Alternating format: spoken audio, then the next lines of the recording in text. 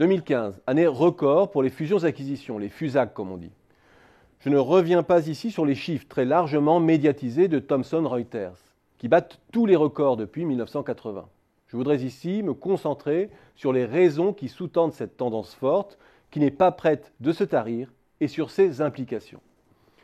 Je ne m'attarde pas ici sur ce qui appartient au cours normal des choses. Voilà 3 ans que nous soulignons que les phases de sortie de crise sont propices à ce type d'opération.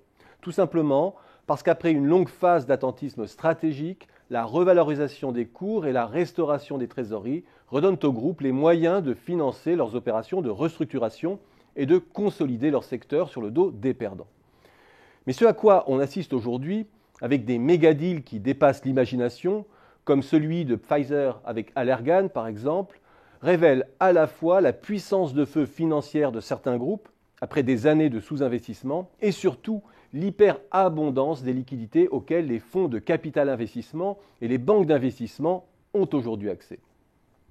Cela renvoie au contexte très particulier créé par le niveau exceptionnellement bas des taux d'intérêt et du rendement de la plupart des produits financiers. La quête éperdue de rendement ouvre aujourd'hui un gigantesque sas en faveur de jeux financiers exploitant à plein le levier d'endettement. Dans un monde où la rentabilité économique du capital productif est élevée et où le coût de la dette est très faible, la manière la plus évidente pour produire de hauts rendements est de jouer sur le levier via des LBO ou des FUSAC notamment. Mais le problème, lorsqu'un jeu est trop facile, gagnant en apparence à tous les coups, c'est qu'il risque de ne plus être sélectif.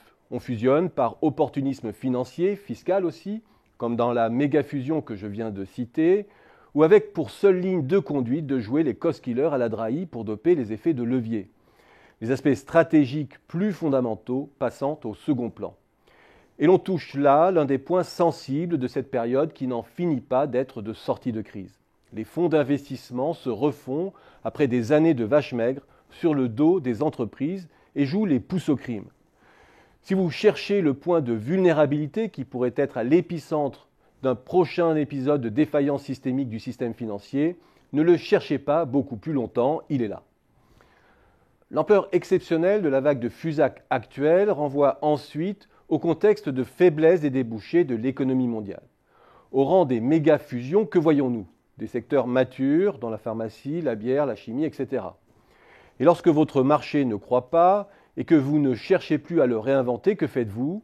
Vous le consolidez à votre avantage en phagocytant ou en recherchant des synergies avec la concurrence. Cela permet de mettre le doigt sur une deuxième vulnérabilité de cette époque. Les FUSAC tentent à détruire de l'emploi et du capital. Et lorsque l'on voit la taille des opérations actuelles, on peut douter de la capacité des startups technologiques, même foisonnantes, à contrebalancer le mouvement. Notre croissance est molle, en dépit de taux d'intérêt très faibles. Ne cherchez pas là non plus beaucoup plus longtemps les causes essentielles de cette mollesse. Certains voient dans ce retour des FUSAC la trace d'un retour de confiance et d'une canalisation de la liquidité sur les entreprises. Ce n'est pas entièrement faux, mais à cette échelle, ce qu'il faut craindre, c'est qu'elle soit avant tout un symptôme de plus de notre croissance molle et une bombe à retardement au plan financier.